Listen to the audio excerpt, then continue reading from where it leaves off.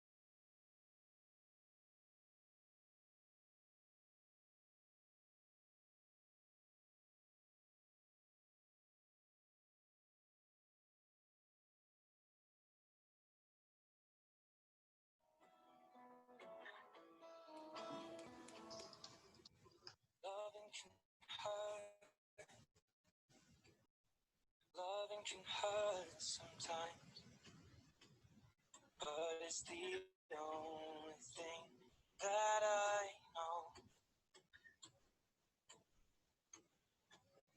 When it gets hard,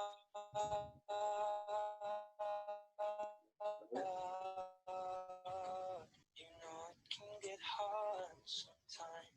Makes us feel alive.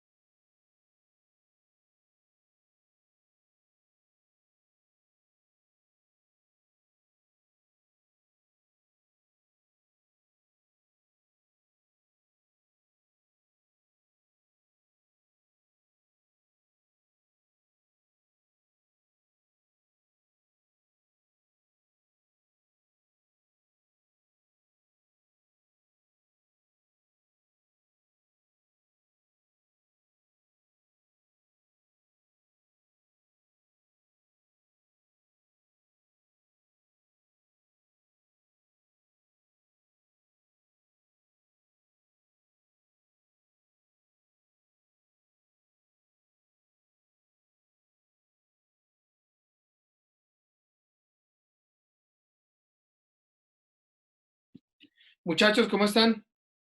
Ahora sí, qué pena. Tranquilo, doctor. Como sabrán ustedes, Buenas tardes. se profirió esa medida de aseguramiento. No conocemos el fallo todavía, pero pues con tanto que decir y poco de hablar. ¿En qué habíamos quedado ayer, mis queridísimos amigos? La audiencia, profe. Estábamos en el tema de la audiencia. Sí. Se complicó.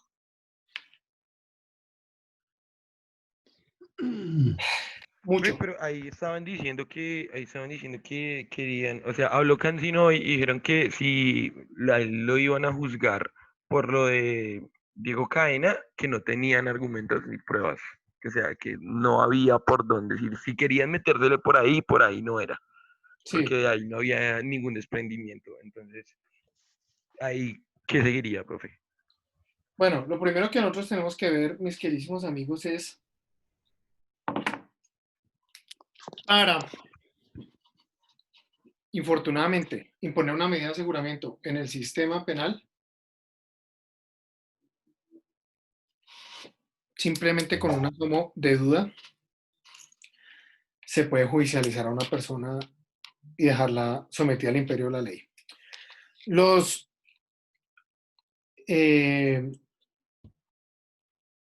aforados como Álvaro Uribe Vélez son procesados por la ley 600 del 2000 y ante ese fuero que es la Corte Suprema de Justicia. Muchachos, hay que ser muy respetuosos de los fallos judiciales. Pero el ser respetuoso no quiere decir que uno tenga que compartir los fallos judiciales. Si uno tuviera que compartir obligatoriamente los fallos judiciales, no tendríamos recursos, ¿sí? Como en este caso la apelación. Pero yo les he enseñado a ustedes, mis queridísimos amigos, que siempre hay que valorar muy bien los elementos materiales probatorios. Obviamente, hasta ahorita estamos en medida cautelar, hasta ahorita. Lo bueno viene en el juicio. Pero hay unos fines constitucionales que en realidad uno tiene que determinar, venga, de verdad, si hay una urgencia para que operen esos fines constitucionales. Segundo mensaje, oiga, aparte de la urgencia, tenemos que mirar que los fines constitucionales se tienen que cumplir a futuro. Y todos esos parámetros son los que nosotros tenemos que mirar y decantar a profundidad. Son dos estamentos, acuérdense. Primero, inferencia razonable de autoridad o participación. ¿Sí? El asomo probatorio que pueda llegar a servir para sustentar que efectivamente sí se hace necesaria una medida de aseguramiento. Y eso, el segundo punto es los que pudieron observar la audiencia desde el comienzo pudieron escuchar lo mencionado por la Fiscalía General de la Nación frente a la situación fáctica que es los hechos y frente a los fines constitucionales que se proclamaron. También pudieron observar cómo la situación fáctica de teoría de caso, más bien manejada por la defensa, se expuso el día de ayer. Y frente a esos elementos materiales probatorios de descargo. Según lo que ustedes pudieron observar con las intervenciones inclusive de ayer, ¿qué piensan frente a la medida de aseguramiento? Alguien que levante la mano y opine. Con lo que hemos visto medianamente, ¿da o no da? ¿Hay con qué o no hay con qué? José, ¿qué hubo? ¿Cómo estás?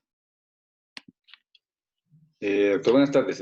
La verdad, pues, yo considero es que en el contexto de la justicia colombiana, la verdad que es quizá el horizonte abierto para que se prepare una ardua defensa del senador Uribe y pueda quizá jugarle como muchas veces quizá lo ha hecho al país. Yo no comparto nada en esa situación.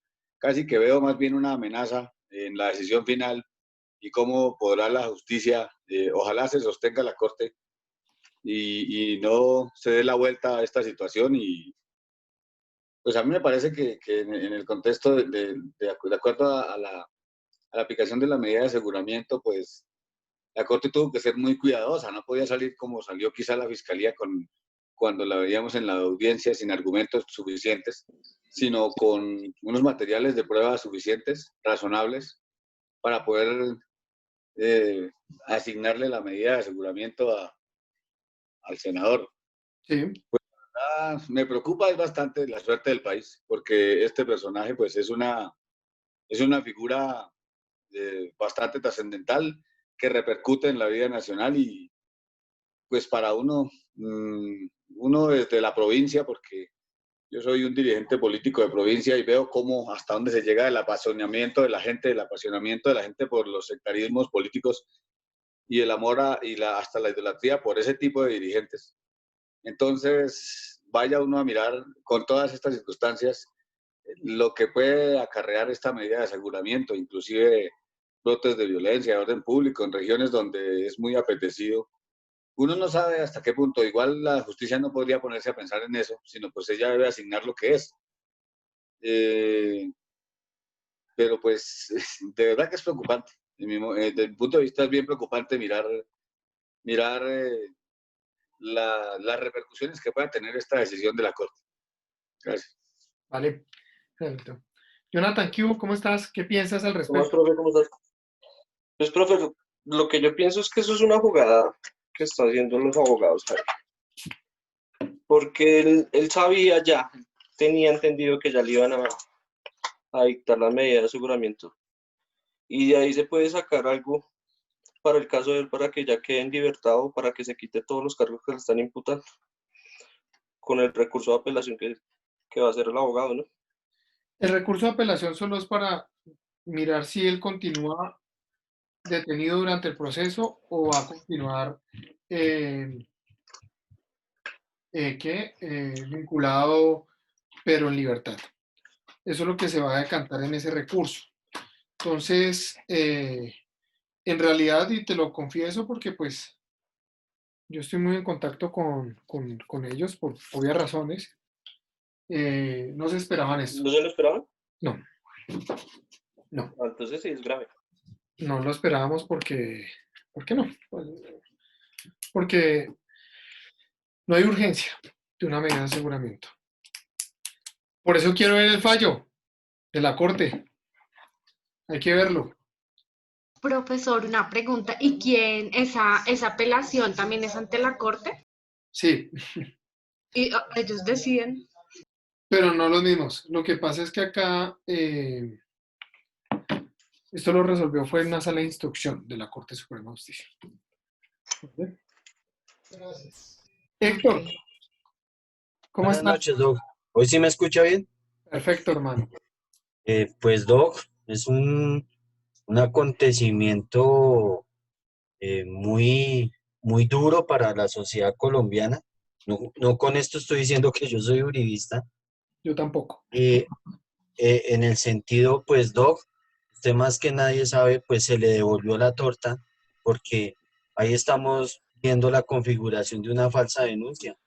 Se le devolvió la denuncia a Iván Cepeda y pues yo creería, yo creo en las instituciones y yo creo que la Corte Suprema, pues viendo todo ese cuaderno, son 72 cuadernos que tiene ese expediente y tantas grabaciones, tantas horas de grabación, pues se está acudiendo yo digo que la maquinaria de la justicia está actuando en su momento y está eh, dándonos a conocer que cualquiera no puede denunciar por denunciar, sino que esto se le puede devolver. El efecto boomerang que estoy viendo en esta clase de proceso. Y lo que decía el compañero Amaya, sí es muy real. Eh, Álvaro Uribe, eh, la comunidad, el pueblo, algunos lo adoran, otros lo detestan y en el sector rural es una persona muy adorada por la gente. Inclusive allí nomás en un municipio de Cundinamarca hay una valla que dice qué falta nos hace presidente Uribe. Pues lógicamente cada quien tiene sus cosas, porque en el sector de Biotá fue un sitio que la guerrilla tuvo muy azotado en los tiempos que las FARC eran el dominio total de eso. Pues doctor, yo creería que la Corte Suprema de Justicia está cumpliendo el papel de la justicia. Y yo veo lo que pasó ahí fue que se está mirando lo de la falsa denuncia. Gracias, doctor. Perfecto. No, súper bien. José, ¿qué hubo? ¿Cómo estás? Bien, doctor, buenas noches. Buenas noches a todos mis compañeros. Eh, Primero, una pequeña acotación, y es que es difícil hablar de este tema, aunque intentar ser objetivo. Conozco algunos alcances del señor Álvaro Uribe. Logré escapar de sus garras en algún momento, pero de pronto la medida que se mira en ese momento de aseguramiento la asimilo como un poco más mediática, política. No conozco todo el bagaje eh, probatorio que está en el proceso, porque son 25.000 folios o algo así. Pero seguramente en lo que se puede ver por encima, pues se ve desproporcionada o fuera del contexto constitucional, como que no responde a los fines constitucionales de la medida. Eh, Concuerdo un poco con el compañero Héctor en cuanto a que pues la corte es una alta corte, no son jueces comunes y corrientes, son magistrados que han estudiado el caso, lo han leído, lo han analizado jurídicamente, han sopesado todo el material probatorio que tienen en sus manos, y al determinar una cosa como esa lo han hecho en derecho. Yo creo y soy creyente de las instituciones y pienso que lo están haciendo en derecho. Pensar que hay una medida de ese tipo sobre una persona de tanta trascendencia nacional es de un contexto histórico grandísimo, y será ver de aquí en adelante qué pasa. Lo que vaya a pasar en esa apelación va a ser fundamental, trascendental, porque los argumentos que se van a exponer ahí le van a dar un rumbo totalmente diferente a todo lo que de ahí en adelante ocurra. Yo creo que es más bien esperarse a ver qué pasa en la audiencia de la apelación de la medida. Súper. Porque ahí se va a exponer todo, ahí se va a conocer todo realmente. Las cartas abiertas. Las cartas al diván ese día, correcto. Como le digo, siendo objetivo, porque si fuera de mis tripas, de lo que he vivido, sería otro mi apreciar y otro mi sentir. Claro. Gracias. Muy bien y muy ético lo que estás mencionando. Gracias. William, ¿qué hubo? ¿Cómo estás? ¿Cómo la ves? ¿Qué piensas de todo lo que se ha surtido? Hola, profe. Sí, el tema está interesante. Pues que el tema empezó porque, a ver, eso fue como en el 2012, ¿no? Que Iván Cepeda lo denunciaron Uribe y sus abogados porque él estaba por allá en la cárcel, le recogiendo testigos y toda la cosa, porque iba en contra de Uribe. Y al final la Corte Suprema falló a favor de Iván Cepeda y le compuso copias a Uribe y ya empezó esa investigación que viene desde hace años. La pregunta es, bueno, pasó todo esto, profe, ¿él podría solicitar una nulidad por prescripción? No, no, porque es que además los hechos están más que vigentes. Tendría que alegar la prescripción más adelante, en la etapa procesal continua, pero no ahorita, ¿vale? Ok, sí, porque bueno, ya pasaron todos esos años, viene lo de la Corte Suprema, da su fallo. Lo que me gustó pues es que todo el mundo decía que él era el innombrable, el intocable, y pues la justicia recae sobre cualquier persona y eso me Exactamente. pareció Es agradable. muy O bueno. sea, es la palabra principal, la justicia es darle a cada quien lo que se merece, ser equitativo en ese aspecto. Y me pareció agradable que hicieron ese tipo de comentarios porque pues hay personas que, pues yo no soy ni uribista, ni derecha, ni izquierda, la verdad no me gusta inmiscuirme en ese tipo de temas políticos, pero sí me pareció como esa parte de apoyo por parte del Consejo, de la Corte Suprema de Justicia. Y nada, pues esperar, igual eso apenas es el inicio, el inicio. Así es. Yo diría que en la apelación dicen que no, que él queda libre. Esa es mi Decían opinión. que no iban a imponer medida. ¿Quién sabe? Gracias. Esa es mi opinión. Yo diría que sí. Es un hecho. William Javier, ¿cómo estás? Buenas noches, Doc. Buenas, ¿Todo ¿cómo bien? están? Buenas noches, sí, señor, bien.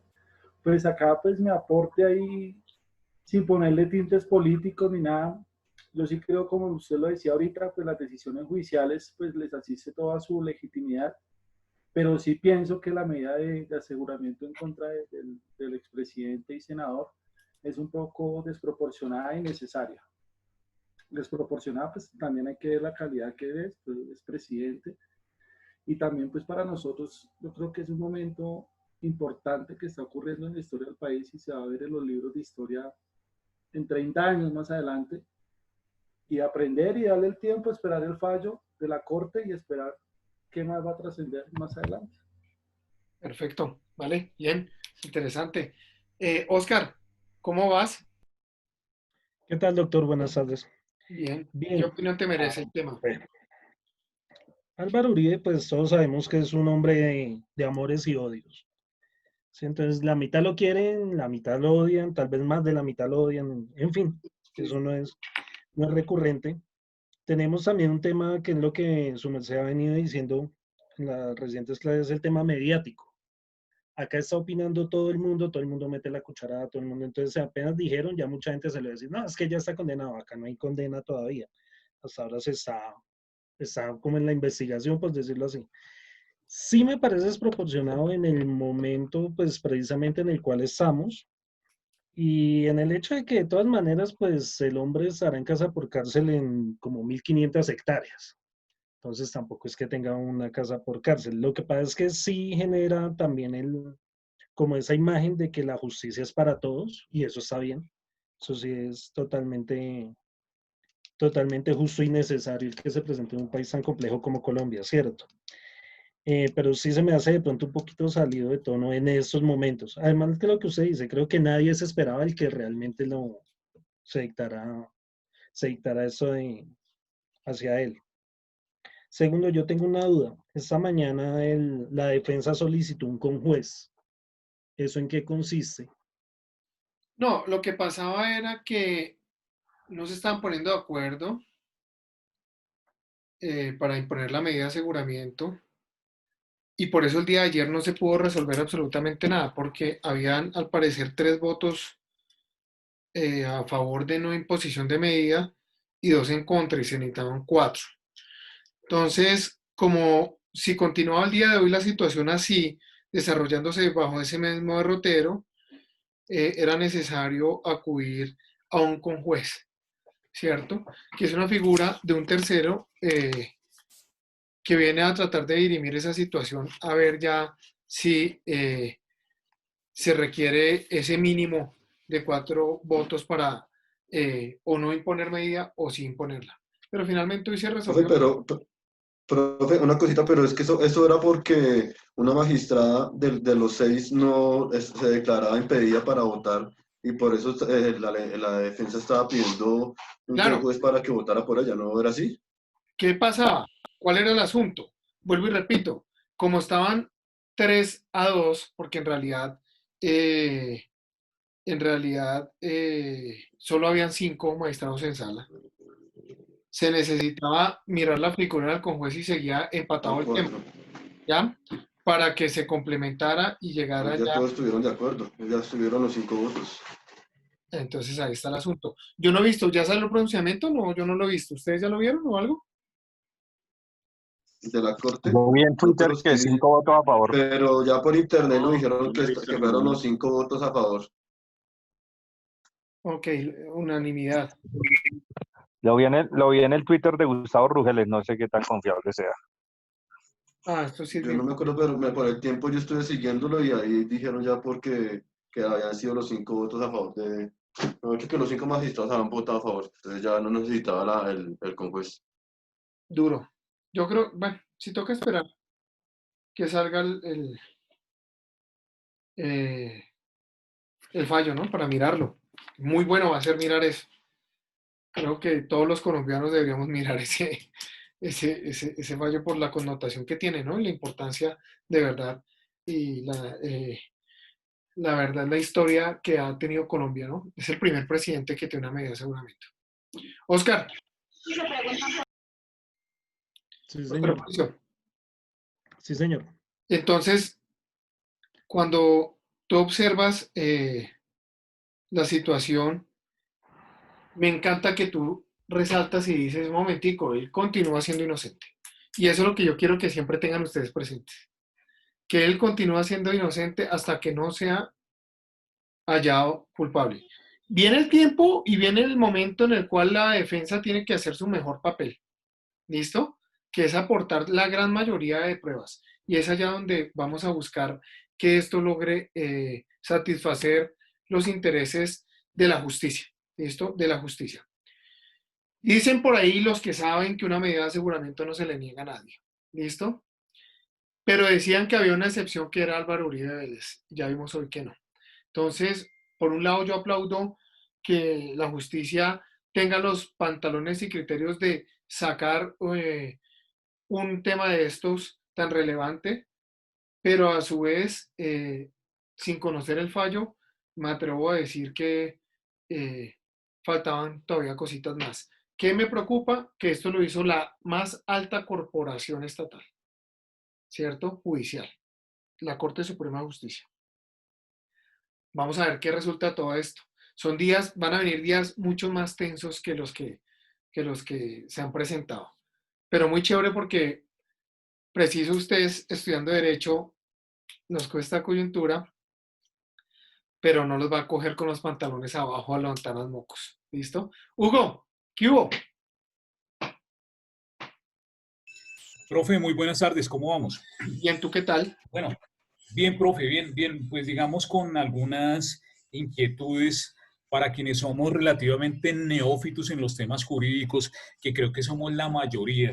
Yo escucho, digamos, intervenciones a veces muy buenas de los compañeros, obviamente sus intervenciones, pero yo creo que la mayoría de los 70 que estamos hoy desconocemos algunas cosas, como por ejemplo, ¿qué es una medida de aseguramiento? Uno la intuye como ciudadano de la calle, como ciudadano televidente, como ciudadano que ve noticieros, pero no, digamos, técnicamente desde el punto de vista jurídico, uno desconoce qué es una medida de aseguramiento.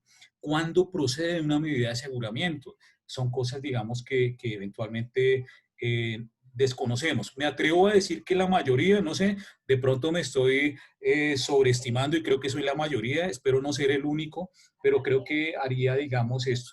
Creo que lo que hemos hecho aquí en el ejercicio que usted nos ha puesto, digamos, recientemente, en los últimos días, lo hacemos más desde el punto de vista de lo que intuimos, de lo que suponemos que es, pero no exactamente desde lo que sabemos. Yo he insistido mucho, ayer hacía esa observación, digamos, de las apreciaciones subjetivas. Creo que el derecho es inmensamente, esencialmente es objetivo. Y creo que siendo objetivo, también debería haber apreciaciones. No tenemos los fundamentos, para eso están nuestros profesores, pero creo que aquí deberíamos eventualmente hacer algunas claridades de su parte, particularmente sobre el tema, digamos, de la medida de aseguramiento. Sería esa solamente mi observación. Hugo, me deja muy triste usted, porque Estoy de acuerdo con Hugo, profe, estoy de acuerdo. Bueno, Yo también estoy de acuerdo. Listo, entonces repitamos la clase de fines de la pena. El profesor la dictó cuando yo especifiqué lo que era la domiciliaria. Sí. No sé si mis compañeros no estuvieron. Artículo 307, medidas de aseguramiento, Sí, tipo de medidas de Pero fue aseguramiento. explicado, Cuando aplicaba. Quedó explicado clarísimo. Lo hemos visto, pero sin embargo... Inclusive desde la imposición de la medida de aseguramiento en el artículo 306. Lo vimos en general desde el principio Desde hasta el las medidas de 2025, aseguramiento y las inclusive. causas. Ajá, sí. Muchachos, Lo mira, vimos todo. para que lo miremos. Dos formas de detener, yo les hablaba inclusive de una arista. Muy importante. El derecho penal es la última razón del derecho. El derecho penal es el de mayor relevancia, así los constitucionalistas y demás digan que no. Es el de mayor relevancia porque es el derecho que va a cohibir la libertad de las personas. Hay dos escenarios judiciales en los cuales se puede reprimir esa libertad. Primero, una medida cautelar, que es una medida de aseguramiento. ¿Listo? Nosotros vamos a ver en el artículo 4 del Código Penal los fines de la pena. Yo inclusive les dejé un libro para que mirara los fines de la pena. Si quieren ahorita lo volvemos a compartir, no hay ningún problema. Miren, muy importante. dos escenarios. Medida cautelar. La medida cautelar se puede imponer al comienzo del procedimiento para decir, oiga, hay unos fines constitucionales que permiten la privación de la libertad. Esos fines constitucionales vamos a ver decantados artículo 308 del Código de Procedimiento Penal. ¿En qué me estoy metiendo yo? Me estoy metiendo yo en un tema procesal, pero sin embargo, para que comprendamos, siempre lo hago desde esta clase que es el primer acercamiento con el derecho penal. Hugo, mira, ¿qué va a pasar? Allí hay unos fines y dice, cuando de los elementos materiales probatorios y evidencia física se puede inferir razonablemente que el autor o partícipe puede, entonces, ahí ya señala, obstruir, ahí están los tres fines. Entonces, tiene uno que es la obstrucción a la justicia, otro que es peligro de fuga y otro que es peligro para la comunidad o la víctima. Listo. La medida de aseguramiento, que es medida cautelar, medida de aseguramiento, diferente a pena, ojo, medida de aseguramiento, si se cumple alguno de esos tres requisitos, se hace necesaria. Listo. Pero entonces en el artículo 307 del Código de Procedimiento Penal vamos a encontrar literal A y literal B. El literal A son medidas de aseguramiento privativas de la libertad. Las privativas de la libertad son dos, o la cárcel o la casita. Listo. Y en el literal B hay un reguero de no privativas, no salir del país, ponerse el brazalete, observar buena conducta familiar y social. Bueno, ahí ustedes van a encontrar una cantidad de medidas. ¿Qué pasa? Entre una y otra, obviamente las dos o los dos literales prohíben o cercenan la libertad desde cierto punto de vista, siendo el literal A más grave, ¿cierto? En mayor medida restringe la libertad, porque obviamente la restringe en la cárcel o la restringe en la casa. Listo. Eso ya lo tenemos organizado. Ahora bien, vuelvo y repito, resulta que esos fines constitucionales, que son tres, cuando uno los va a analizar, va a decir, oiga, cualquiera, si se incurre en cualquiera de ellos, se hace necesaria la imposición de una medida de aseguramiento, bien sea la que sea, literal A o literal B, cualquiera. Si esto se hace necesario, nosotros para decir que se hace necesario, toca mirar es a futuro. ¿Qué quiero decir? La obstrucción a la justicia, no por lo que se... Y este caso es... Mire, qué mejor caso para poner el ejemplo. Cuando nosotros vamos a hablar de la obstrucción a la justicia, no tenemos que decir que porque el senador Álvaro Uribe Vélez compró testimonios. No. La obstrucción a la justicia es qué peligro corre la justicia adelante. Entonces podría ser un argumento, es que puede comprar más testigos. Así, ese argumento tiene que ir acompañado de un elemento material probatorio, que diga, por ejemplo, otro paramilitar, es que por acá estuvieron a ver tratando de hablar conmigo. Bueno. Listo.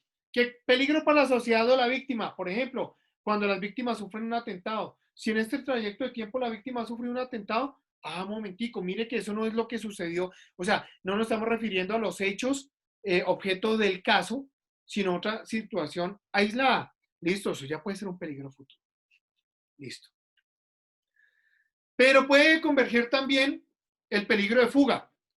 Y el peligro de fuga no es simplemente porque tienen los recursos para comprar un tiquete aéreo y volarse. No. No es que vieron que el presidente Álvaro Uribe Vélez vendió el ubérrimo y se compró una propiedad en Miami. Tiene unos tiquetes de solo ida y sin regreso. Y sale mañana. ¡Ojo! Que esos son elementos materiales probatorios que nos pueden servir para diferir. Oiga, el tipo se va a volar. Pero no podemos decir que simplemente por la calificación jurídica que tenemos atrás, por los hechos que se investigaron atrás, podemos decir, oiga, por esto se hace necesario la imposición de una medida de aseguramiento. Y esto sí es bien interesante lo que les estoy diciendo, mis queridísimos amigos. Ahora bien, Huguito, Otra manera de restringir la libertad, la pena. Si nosotros observamos el Código Penal, dice, el que matare a otro incurrirá en prisión de 18 a 35 años, por ejemplo. Esa es la pena, entre 18 y 35, que después, haciendo una dosificación, se va a sacar la pena. Pero la pena, podemos hablar única y exclusivamente de pena, Huguito, de pena, tal como lo connotaba ahorita Óscar Mauricio. Decía, ojo, como nosotros sabemos que esto ahorita es la medida cautelar, el tipo todavía es inocente. ¿Y cuándo deja de ser inocente? Cuando es hallado culpable en un juicio. Y cuando es hallado culpable en un juicio, es que opera la pena. ¿Listo? Va a ser derrotero, entonces uno va a decir, listo, hay dos maneras de privar la libertad en el derecho penal colombiano. Ojo, porque acá traigo una arista muy importante y de resaltar. Alguien también lo mencionó acá en la clase, inclusive era el ejemplo que iba a traer. Si existe un desacato, por ejemplo, una acción de tutela, un juez puede ordenar el arresto. Arresto. Arresto. No es una medida cautelar, no es una pena. Es simplemente un arresto. Y eso ya no es derecho penal. Pues allá lo que vamos a ver es que sí se puede llegar a ordenar el arresto, pero esos arrestos son, el más largo que vi, se me hizo exagerado, fue de 30 días, por un tema de alimentos. Pues bien, bajo la naturaleza de lo que está sucediendo en la actualidad frente al caso Uribe, si nosotros decimos, oiga, lo que yo les estaba hablando del artículo 308 es ley 906 del 2004. Ley 906 del 2004. Pero él, por ser un aforado cuenta con una protección mayor. Y es que él es juzgado por ley 600 del 2000.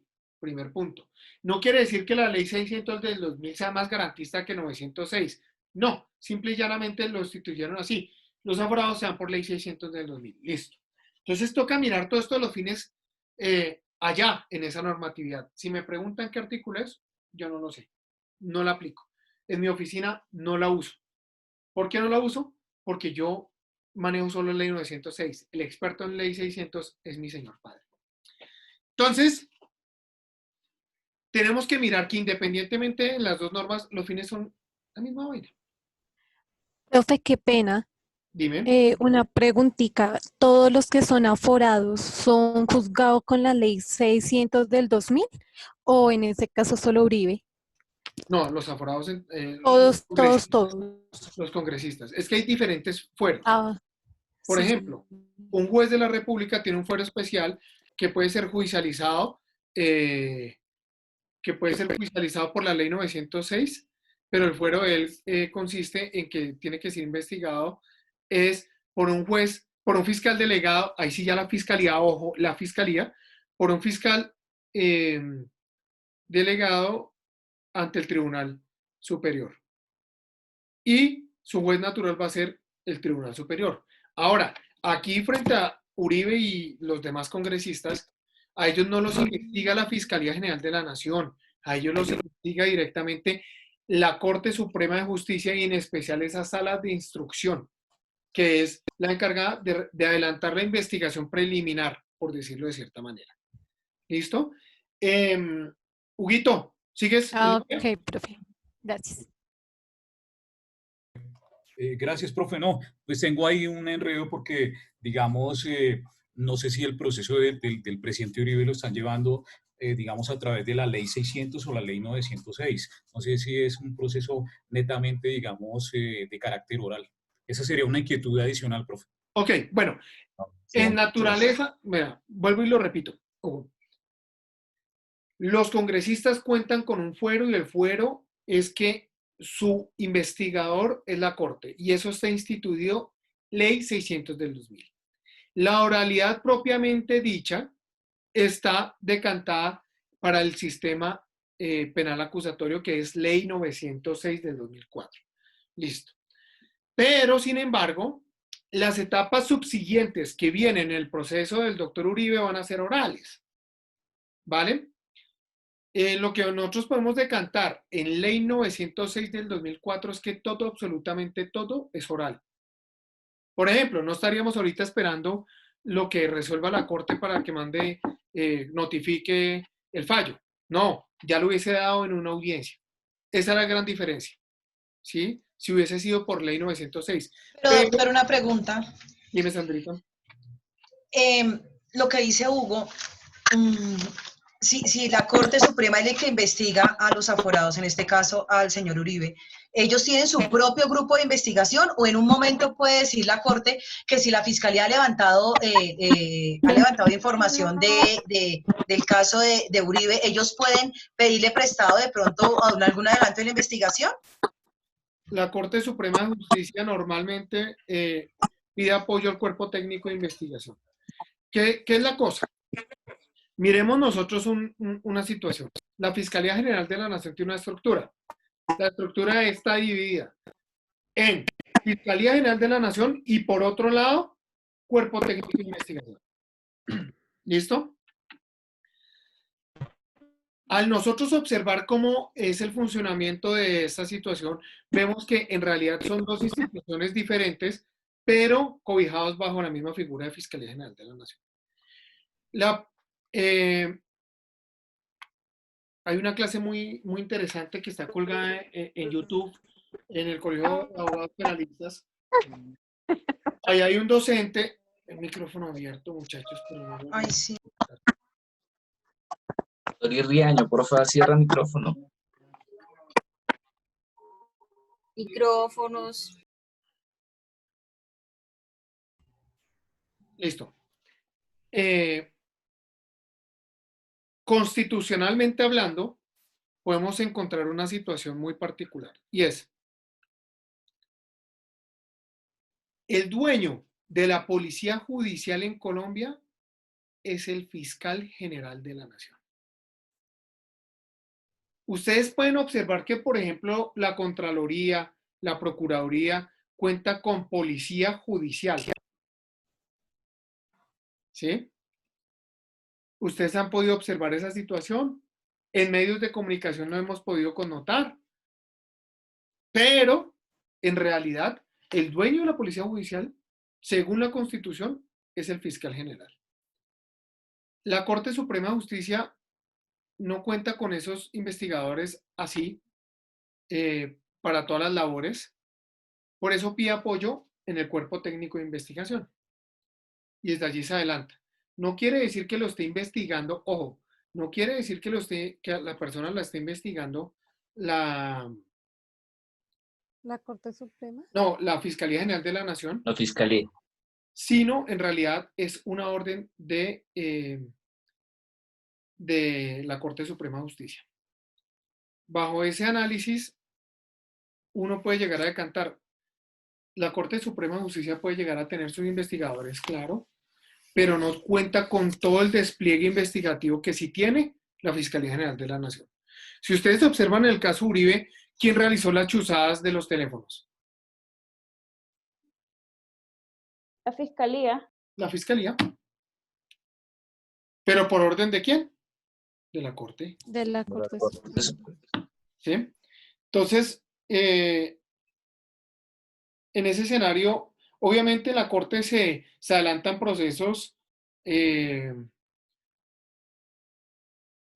con toda la naturaleza del mundo, con toda la técnica del mundo. De hecho, se busca que sea más garantista. Cuando nosotros observamos, por ejemplo, vamos a ir a ese mismo caso y con su su hijito, vamos a poner caso Uribe y el hijito, el caso Diego Cadena. Ustedes están observando que el día de hoy la medida de aseguramiento la profieren 5 magistrados de la Corte Suprema de Justicia en contra de Álvaro Uribe. Y ustedes observan a su vez, en las audiencias que han podido denotar, que el caso Diego Cadena se va a resolver si se impone sí o no una medida de aseguramiento por parte de un juez de control de garantías. Uno, juez de control de garantías. Que a la larga el juez no pertenece a la Corte Suprema de Justicia propiamente dicho, sino hace parte del Consejo Superior de la Judicatura. Entonces, el poder que tiene el juez de control de garantías a la larga va a ser el mismo que tienen los 5 magistrados, de enviar a la prisión sí o no a una persona, punto. Pero basándose desde lo constitucional, desde esos 3 requisitos constitucionales que ya mencionamos. Aprovecho la oportunidad para hacerles un aporte para que los que quieren continuar con este estudio. Resulta que la ley 906 tuvo un análisis de constitucionalidad elaborado por la Corte Constitucional. En la sentencia C-591 del año 2005. La sentencia C-591 del año 2005 llega y nos dice, oiga, un momentico. Yo analicé. Le hice un análisis transversal a toda la ley 906 del 2004. Sistema penal acusatorio.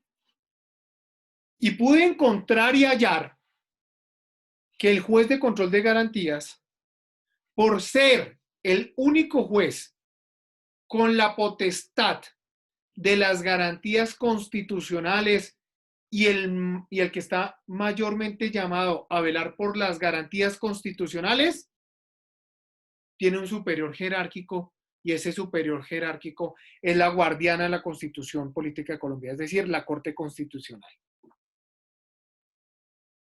En cambio, si nosotros vemos los fallos de la Corte Suprema de Justicia, deben ser acatados por los jueces de conocimiento.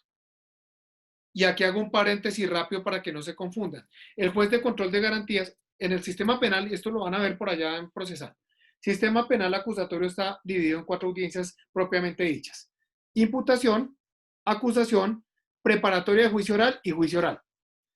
Y en el intermedio de estas audiencias pueden haber audiencias preliminares.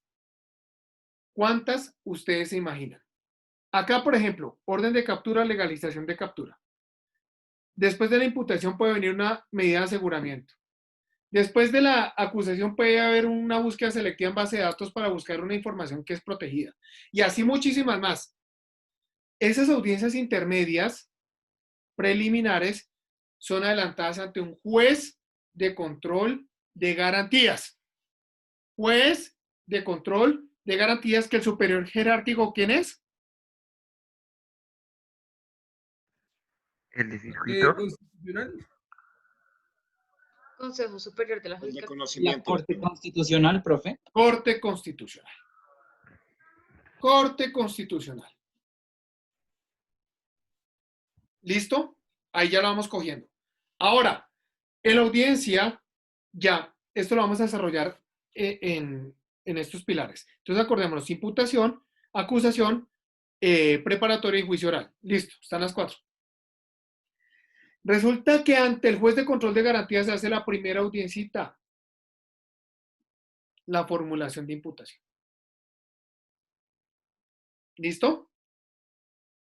Las otras 3 audiencias sí es ante el juez de conocimiento. ¿Vale? Acusación, preparatoria. ¿Y profe puede volver a repetir? Qué pena. Listo. Son 4 audiencias. Imputación. Formulación de imputación, formulación de acusación, preparatoria de juicio oral y juicio oral. Son 4. Ahí están las 4. ¿Listo? ¿Ante quién se desarrollan las audiencias? Primera, formulación de imputación ante el juez de control de garantías, que su superior jerárquico, según la 591, es la Corte Constitucional. Listo. Y las otras 3, que son formulación de acusación, preparatoria de juicio oral y juicio oral, se desarrollan ante el juez de conocimiento. ¿Perfecto?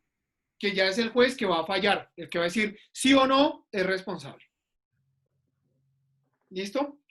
Entonces, bajo ese análisis, y sin embargo lo tratamos de tocar un poco rápido, sí me gustaría que ustedes miraran, Huguito y algunos compañeros que dijeron que tampoco les había quedado muy claro, que repitamos la clase, ahí está subida en YouTube, la clase donde hablamos, yo no me acuerdo, creo que fue la segunda clase, tercera, cuarta, la quinta clase.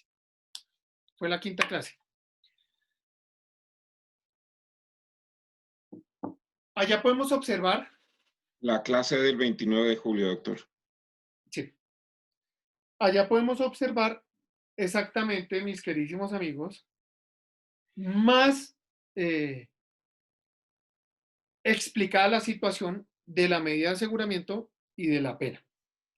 Porque allá cogimos el artículo por artículo, hicimos el análisis y podemos llegar a esa conclusión para que por favor refuercen estas situaciones. Ya rompiendo ese recorderis, Jonathan, continúo contigo, cuéntamelo todo.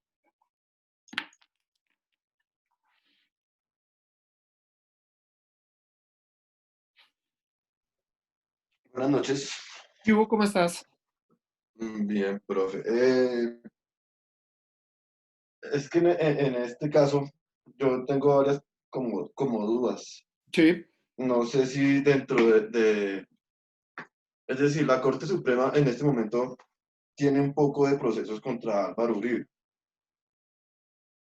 Sí. Dentro de toda esa mano de procesos que tiene contra el señor Uribe, de pronto por eso no acobijan a la medida de aseguramiento.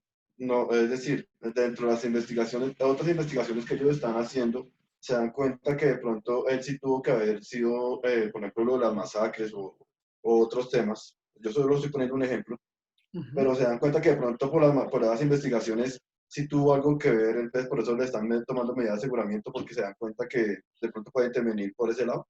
No puede ser por ese lado que hagan eso. No, viejo Jonathan, aquí voy a este escenario. Yo lo expliqué de alguna manera superflua cuando les puse inclusive una noticia a Caracol en la que salían de un concepto, ¿se acuerdan?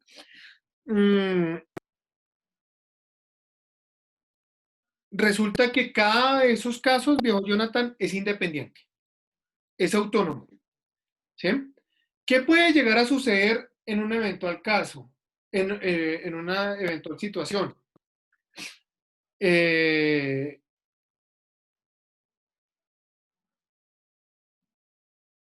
Podemos mirar que si dos casos tienen similares circunstancias de los hechos, si los hechos son similares,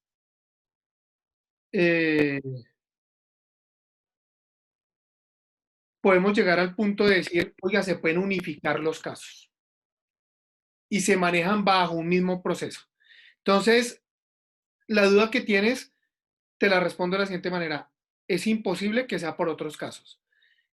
A él se le impone medida de aseguramiento, es sí o sí, por la compra o soborno de los testigos y el fraude procesal. ¿Listo? No es por lo que tenga otra incidencia en otros casos porque son independientes. Bueno, de hecho. Y siendo así, profe, entonces la otra pregunta es un poco suspicaz también. ¿Por qué dar este veredicto antes de la sentencia que tiene que dar el juez? No le estarían dando como es decir, pienso yo como un mensaje subliminal a lo que tiene que juzgar el juez ahorita en el caso de Cadena. Yo me reservo eso. Yo me reservo eso. Me reservo eso porque, pues, yo sí no me atrevo a decir absolutamente. Obviamente sí. Bueno, listo, profe. No es más. Listo. Muchachos, estoy viendo con gran preocupación una situación y la estoy viendo en el chat en estos momentos.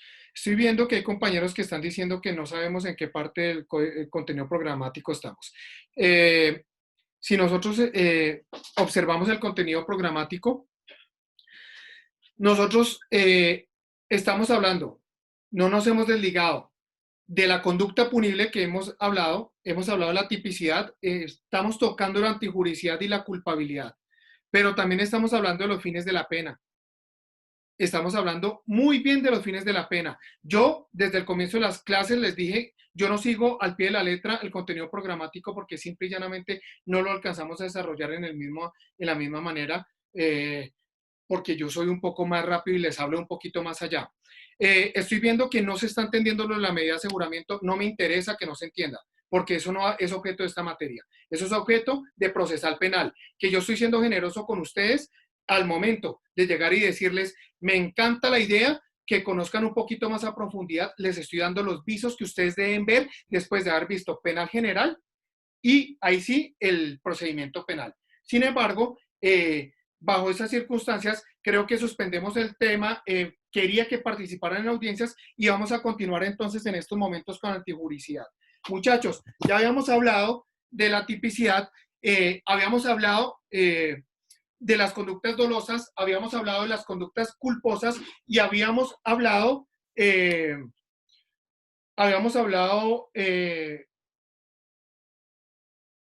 digamos, dolosas, culposas y preterintencionales. Para continuar, eso lo habíamos visto dentro de la tipicidad, mis queridísimos amigos. Habíamos hablado de la tipicidad, habíamos dicho de los elementos, sujeto activo, sujeto pasivo, verbo rector. Eso lo habíamos decantado. Pero yo les dije a ustedes, oigan, mis queridísimos amigos, resulta, pasa y acontece que en el Código Penal,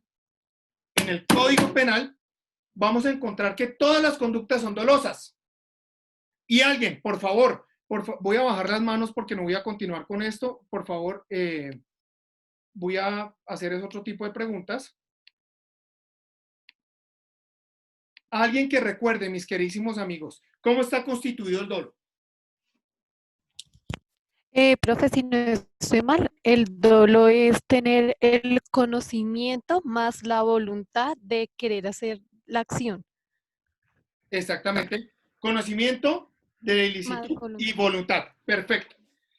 Si nosotros observamos en el Código Penal, está el conocimiento, ¿cierto? El conocimiento y la voluntad en cada uno de los tipos penales. Pero, mis queridísimos amigos, como los mencionamos, hay excepciones.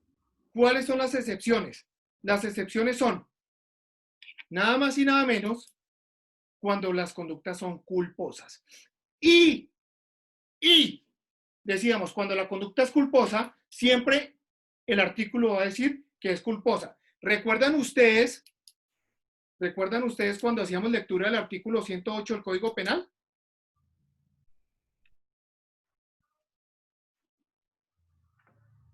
Sí, profe. ¿Qué decía?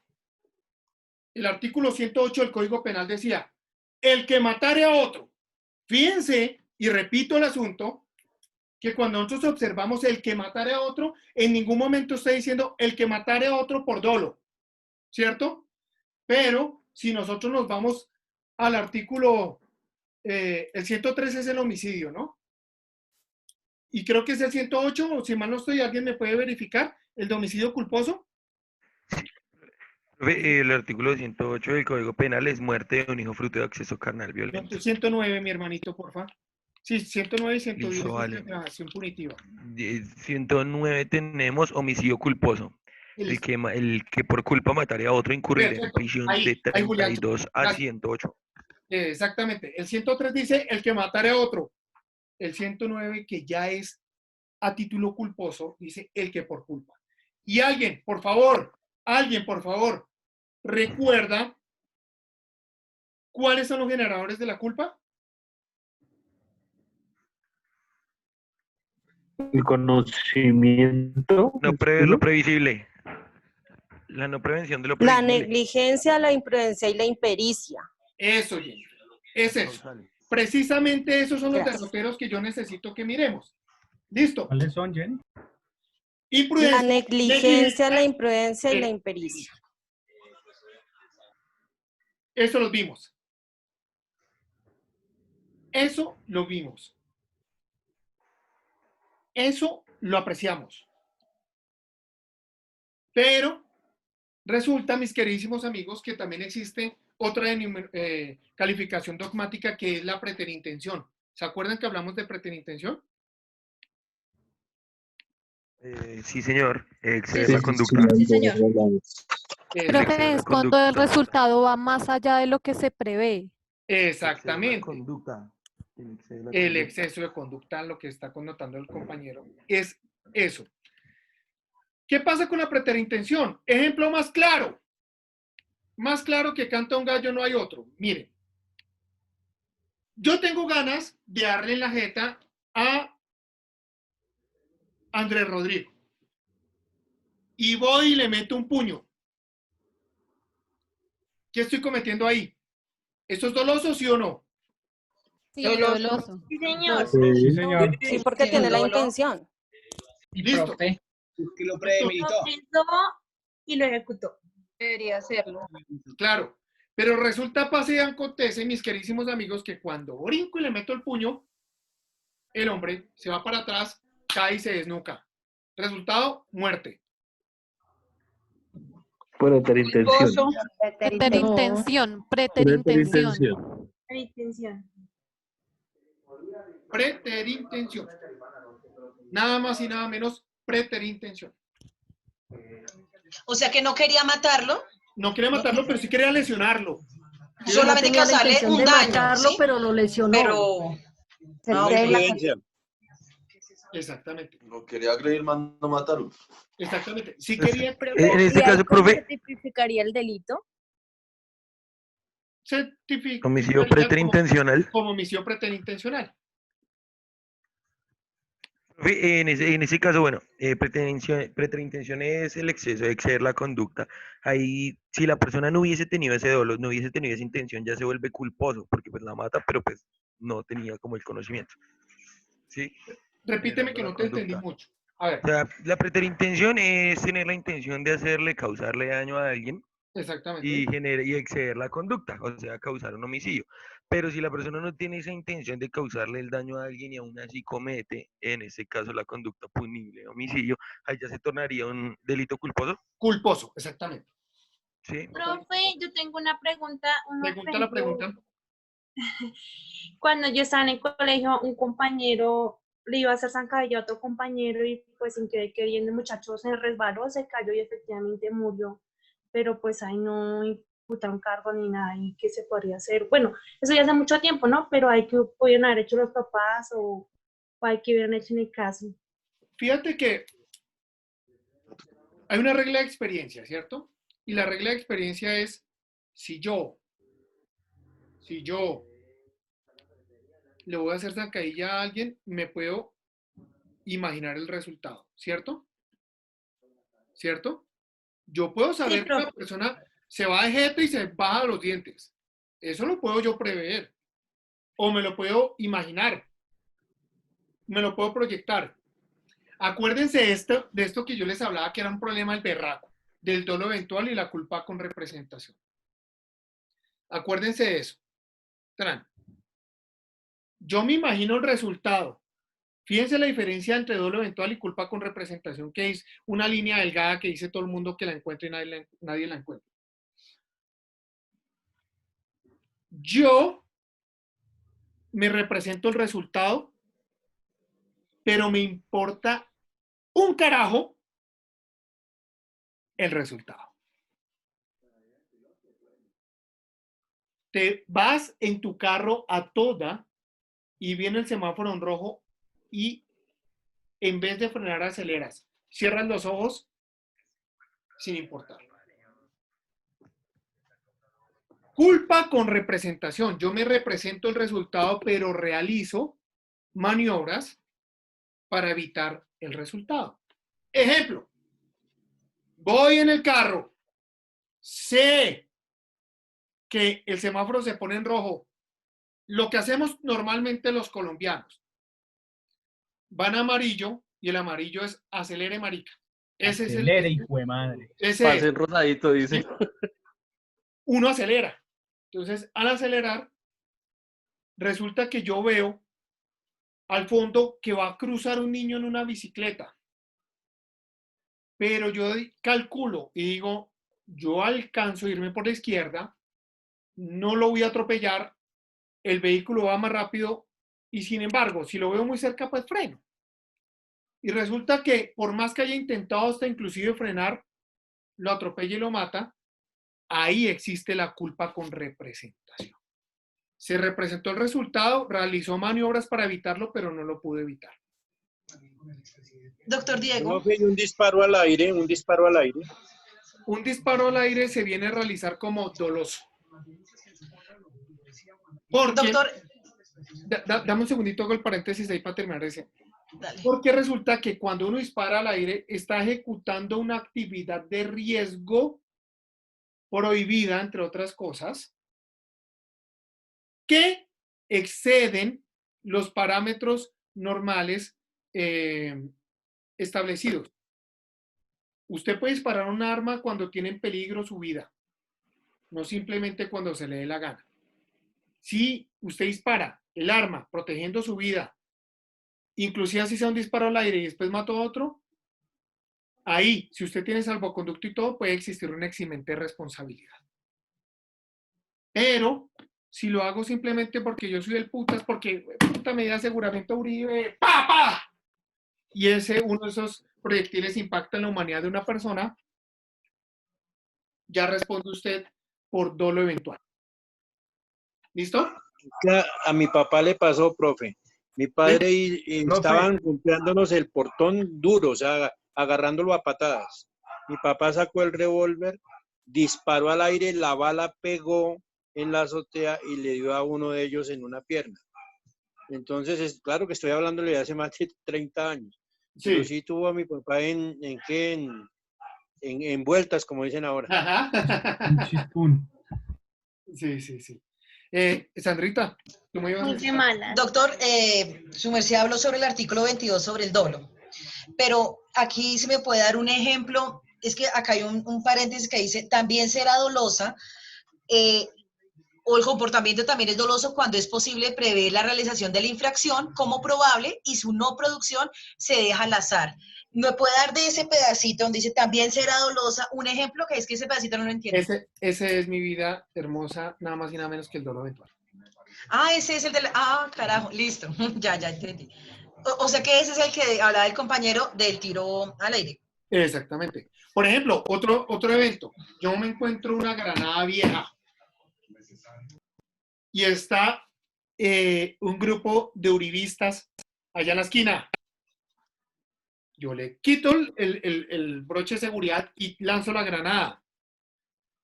Fíjense que yo dejo el resultado al azar. Como es una granada vieja, puede que estalle, puede que no estalle, porque la pólvora puede que esté dañada.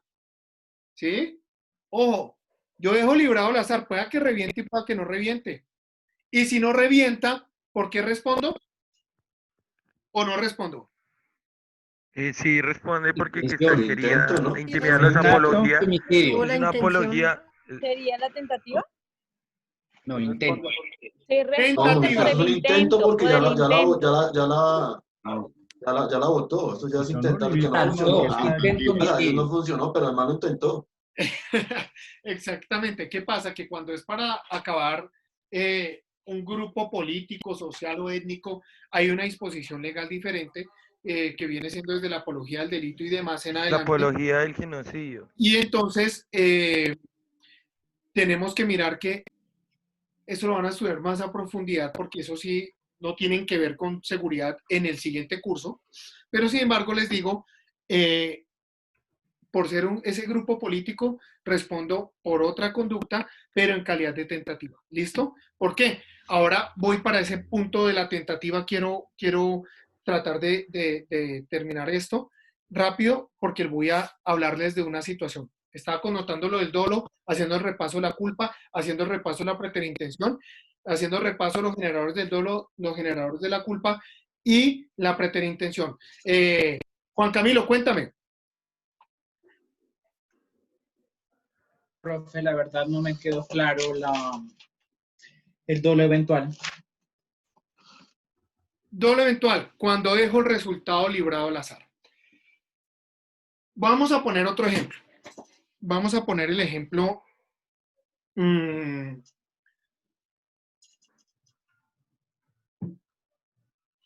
Hay un ejemplo clásico. Hay un ejemplo clásico. Hay una vía, un callejón, que está lleno de personas. Están todos los tipitos ahí parados. Han visto, por ejemplo, esas calles peatonales, ¿no? La Séptima Vieja, por ejemplo. Y yo voy en mi carro.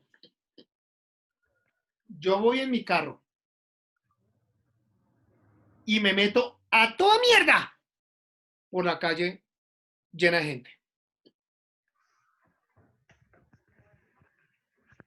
Y yo, y pues puta, el que se atraviese lo mato. Y voy a toda. Resulta que yo estoy dejando ahí, Juan Camilo, el resultado librado al azar. Estoy dejando que pueda pasar que atropelle a una persona o pueda que no atropelle absolutamente a nadie. A mí no me interesa si atropello a alguien o no. Es librado al azar. Por eso, también traen siempre a colación los borrachitos que van conduciendo, que van a toda, que dicen, le importa un carajo el resultado.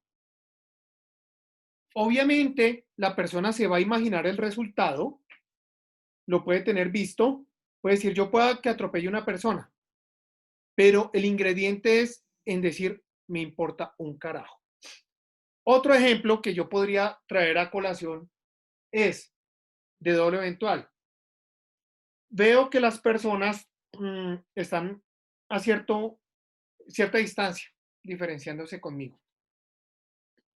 Cierta distancia. Y yo tengo un arma que pueda que llegue el disparo allá o pueda que no llegue. Por la distancia. Y yo empiezo a dispararles a esas personas. Yo digo, a ver si les casco. A ver si les casco. Vamos a ver si alcanzan. Resulta que ahí está, si nosotros observamos, la voluntad y el conocimiento de la ilicitud.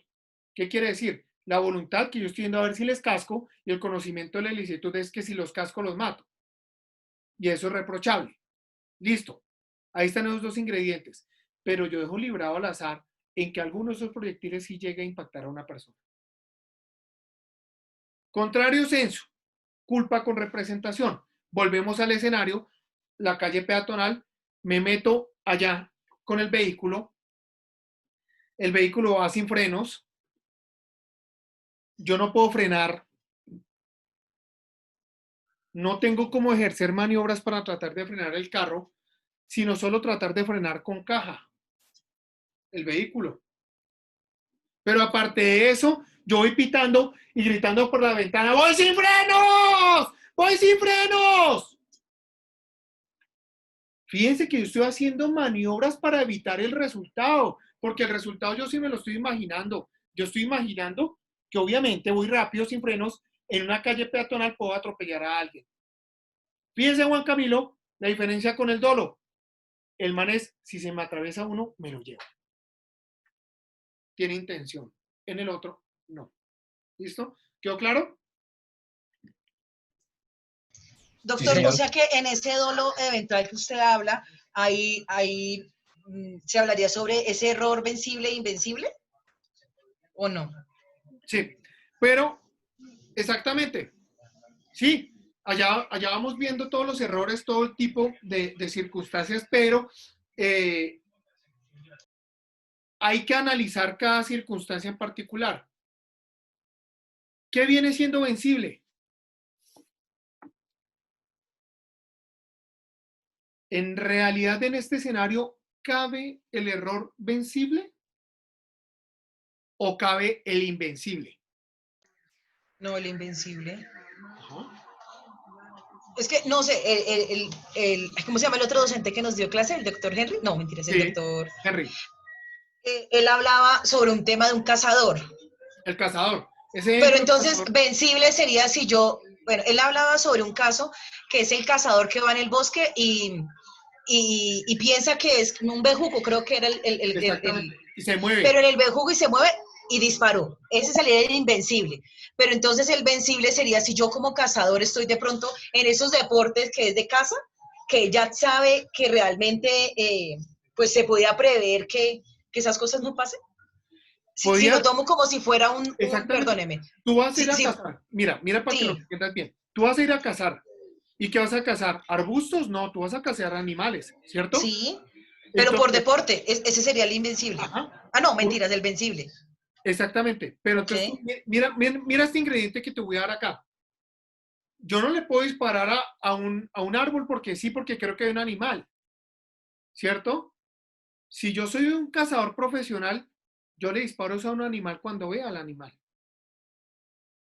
Y el ejemplo que traías a colación es, claro, en el arbusto lo que estaba era otro cazador que estaba acomodándose para ir a cazar otro animal.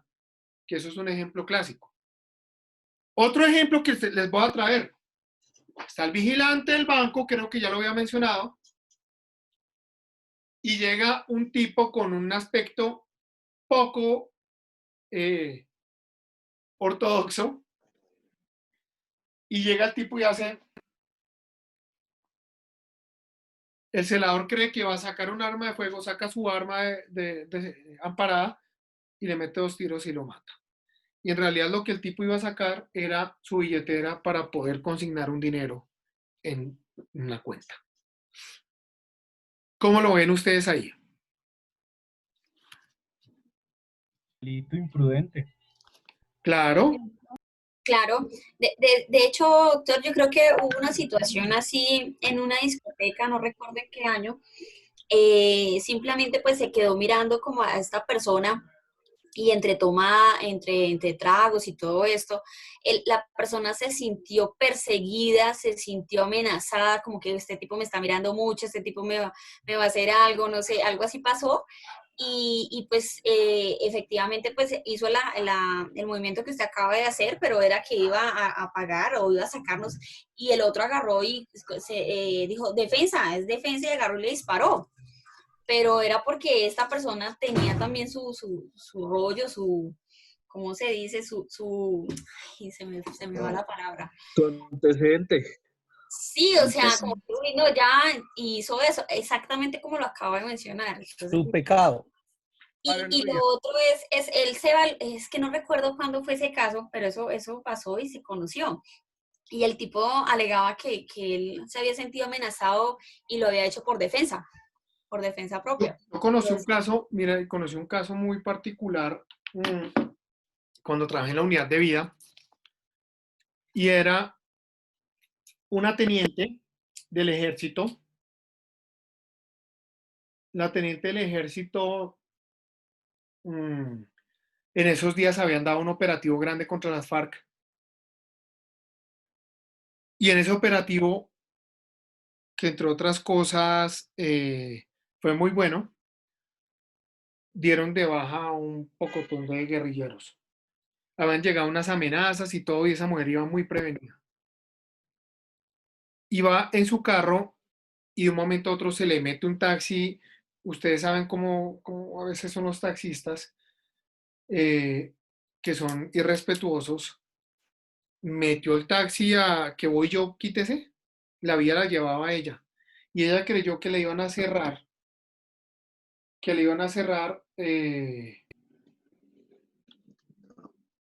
para cometer un atentado.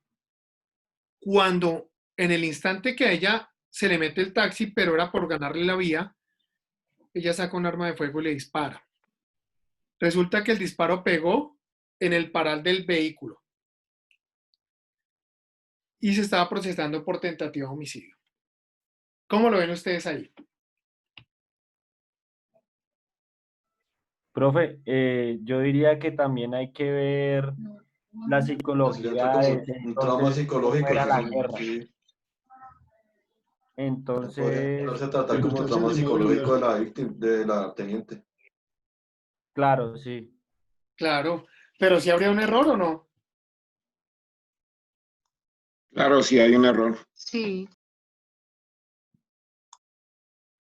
Perfecto. No, si Pero es una por eso mismo tentativa, sería una psicosis, eso ya es una psicosis, ¿no? Claro, pero ella estaba... El error está, pero con la psicosis, de pronto con la enfermedad mental que pueda tener ella. Ella Pero estaba orando, independientemente de eso, sí es una tentativa. claro, ella estaba orando bajo una posición que era un riesgo inminente, ¿no? Ella estaba bajo la convicción que estaba corriendo un riesgo inminente. Y eso sí puede llegar a cambiar la historia. Quiero hacerles una connotación, mis queridísimos amigos. Resulta que la conducta puede ser manejada por un error vencible y un error invencible, como lo estábamos connotando con Sandrita ahorita. Sí, nosotros podemos encontrar que el error pudiese haber sido vencible, resulta que ese actuar o esa conducta, o como lo queramos determinar,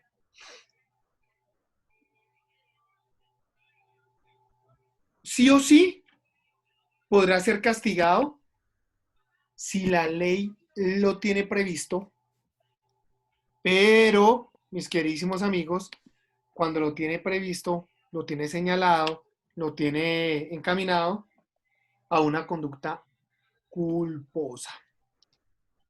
¿Listo? Profe, qué pena con usted. Si es invencible, dame un segundo. Si es invencible, el error invencible, que ya ni por ningún medio usted pudo haber determinado la consecución de la, o evitar ese resultado, o le era imposible, hay una eximente de responsabilidad. Entonces, hay eximente de responsabilidad si es invencible. Si hay vencible, se podrá juzgar, pero por culpa, no por dolo. ¿Listo? Samuel, ¿qué hubo? Profe, gracias. ¿Me podría dar un ejemplo del error invencible? Me quedó muy claro el vencible. Listo, acuérdate, por yo les favor. traje este ejemplo. Mira. Concurso de tiradores. Tiro al blanco. Y llega Chamorro y se disfraza de tiro al blanco. Pero es tan profesional su disfraz, tan profesional que quedó exactamente igual a un tiro al blanco. Y va el hombre y se para ya al lado de las dianas. Y llega el participante y dispara y pues lo mata. Dígame,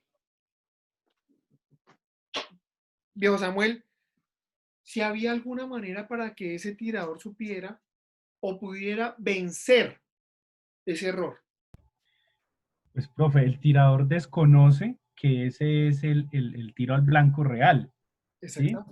Sí. Y pues le da su tiro y lo mata y resulta que era la persona que estaba disfrazada. Claro. Y mira que entonces acá nos vamos a la regla de la experiencia. La regla de la experiencia es que yo veo desde lejos la diana, pero yo no voy a ir a mirar si hay una persona disfrazada de diana. O sea, eso ya se le sale de las manos. Pero, profe, es un error personal, ¿sí? Es un claro. Error, no sé. Pero después vamos a manejar bien error de prohibición y error de tipo. ¿Listo? Simplemente... Eso es como lo que pasó, doctor, como lo que pasó cuando yo presté servicio. Resulta que nos llevaron a hacer polígono y sí. Todo normal, nos fuimos a hacer polígono, pero hubo 3 soldados que se la tiraron de muy avispados y se fueron a dormir y preciso se acostaron a dormir y a hacer pereza atrás de las dianas. Sí, sí, sí. Tras de los esqueletos de madera de las dianas. Y cuando empezó el polígono, pues se armó la balacera hacia las dianas. Cuando salieron corriendo de allá atrás, todo el mundo pues detuvo el fuego porque se miró gente ahí al fondo. Sí. Y resultado, un soldado herido y otro muerto. Y ahí no hay nada que hacer. ¿Qué le pueden hacer? Estaban durmiendo, se tiraron a esconderse allá atrás, el único sitio donde había que esconderse. Y pues nada, hubo investigación para ver qué arma fue la que disparó la munición que causó las heridas, quién mató y toda la cosa, pero al fin y al cabo eso no terminó en absolutamente nada porque no había ningún tipo de dolo, ni intención, ni nada en hacerles daño. Exactamente, existía un error. Sí, era un error invencible. claramente. Pero entonces vamos a mirar la otra categorías de error, que es error de tipo y error de prohibición. Si nosotros hablamos de tipicidad, mis queridísimos amigos, ¿qué se les puede llegar a ocurrir a ustedes? ¿Qué viene siendo ese error de tipo? Profe, ¿hay algún artículo en el que podamos leer acerca de eso en el código? Sí, ya ahorita lo vamos a mirar, pero primero definamos así nosotros qué podemos hacer. Profe, que no encaja totalmente en el artículo, no tipifica totalmente. Sí. ¿El de tipo sí? ¿Sí encaja el de tipo? Sí. Profe, que lleva una acción. Ok. Omisión. Bueno. Doctor, el error de tipo sí encaja en un tipo penal, ¿no? Sí. Sí. Y el de prohibición, pues son acciones que aunque no están contempladas, pero de todas maneras Ojo con constituyen... esto, ojo con esto. Acuérdense que ustedes tienen que traer esto que acabamos de ver, que hay errores vencibles y hay errores invencibles. En el error de tipo también existe esa posibilidad de subcategoría, ¿no? Para que lo tengan presente. Ojo, y el error de prohibición que vendría siendo... Que puede ser castigada de igual manera por ese caso fortuito o imprudente que cometió el individuo. No sé, profe, algo así. Resulta que, bueno, ¿cómo lo podemos manejar? Error de prohibición es como cuando, por ejemplo, se desconoce que existe la prohibición o hay un bien...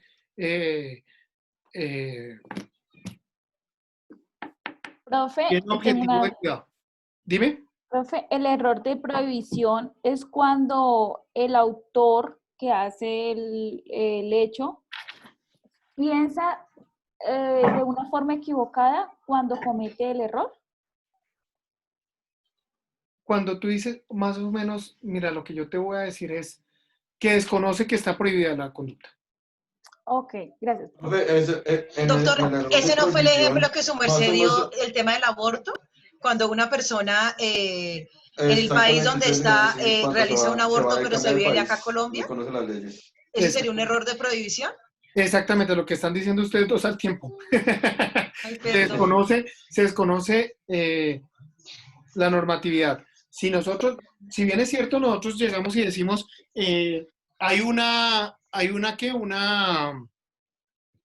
un precepto que es el desconocimiento de la ley no sirve para pues usted decir que tiene una causal, pero resulta que para el derecho penal sí se puede llegar a mirar. Oiga, existe ese error de prohibición, pero tenemos que mirar un poquito más allá. Tenemos que mirar, por ejemplo, si era vencible o era invencible. Fíjense lo importante de mirar en esa situación de la vencibilidad o no en esos tipos de errores. Si nosotros analizamos conscientemente la situación, podemos llegar a decantar en qué evento podría ser invencible. Si es una persona, un millennial, o una persona que ha viajado por todo el mundo, pues decantar que es invencible es muy difícil. Muy difícil, porque la persona puede llegar al país que sea y puede conocer, si maneja las redes, cuáles son las normativas del país. Pero si, por ejemplo, tenemos un indígena que nunca ha salido allá de su territorio, que masca cocaína y carga consigo su mochila llena de cocaína y se viene a la ciudad y lo detiene un policía, lo van a encontrar con droga. ¿Ustedes qué creen que opera ahí? Eliminaría la culpa. Sería prohibición, pero puede ser sería comprobar primero su origen. Ajá. No. Error de prohibición porque Eso sería error de prohibición, pero con conducta invencible. Ahí ya no se podría hacer algo, por decirlo así, con lo penal. Invencible, sí. Entonces, vendría siendo un error de prohibición. Pues porque Error de prohibición y conducta invencible. para él era invencible. ¿Cómo va a saber? Además, va a llegar a una tienda en su idioma, ¿cómo va a pedir un código penal? Sí, o sea, es una situación para llegar a determinar muy interesante. Y así lo podemos llegar a manejar bajo todos los preceptos. Mañana continuamos, vamos a mirar un poco más a profundidad ese tipo de errores, vamos a mirar más ejemplos y nos vamos a meter en otro tema que se llama el iter criminis, ¿vale? Profe, una consultica ahí, ya como para... Sí. En estas conectas que usted acaba de decir, por ejemplo, ese tipo de error que cometen, para mí es un error que comete la policía. Eso no lo debería enseñar antes de, por ejemplo, en el curso de la policía para no, porque eso mismo recarga el sistema judicial, ¿no? Por estos casos tan... Sí. Pues en realidad deberíamos tener un poco más de capacitación y verá que no habría tanta acusación, no habríamos tenido tantos medios de comunicación interesados en noticias que finalmente van a llegar a nada. Pues en realidad, pues gracias a Dios pasa esto para nosotros los penalistas porque si no, ¿de qué vivo? Jennifer. Gracias, profe. Qué pena con usted. Lo que pasa es que la verdad, sí, pues quería comentarle que yo me siento como un poquito confundida con, o sea, entiendo algunas cosas, pero hay otras que la verdad no me quedan claras. No sé si usted de pronto me puede recomendar alguna lectura o ¿De qué? si... ¿De cuál tema, corazón?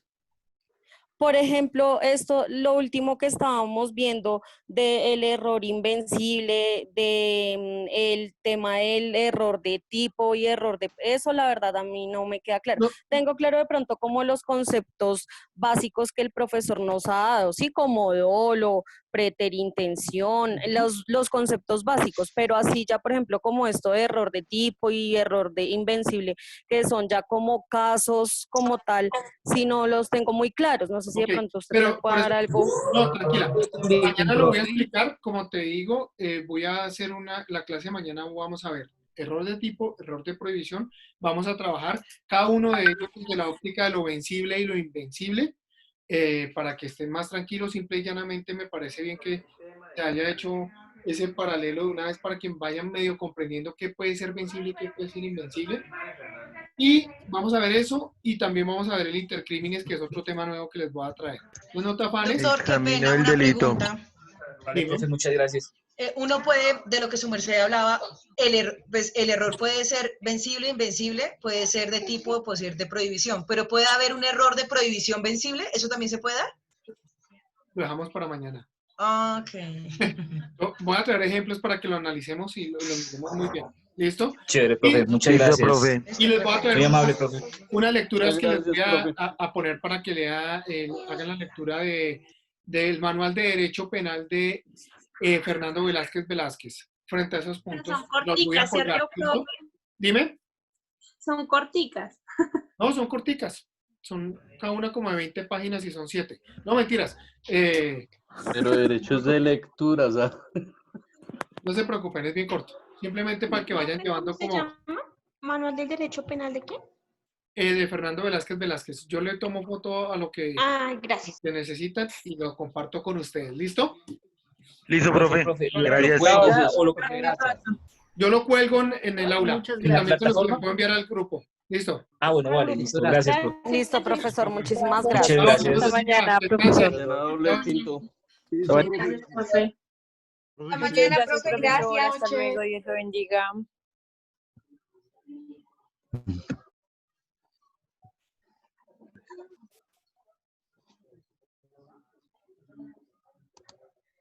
Profe, una pregunta.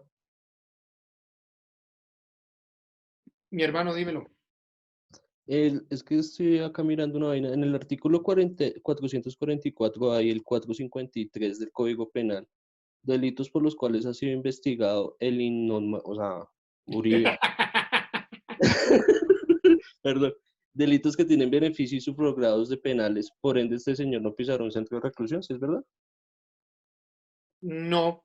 En realidad no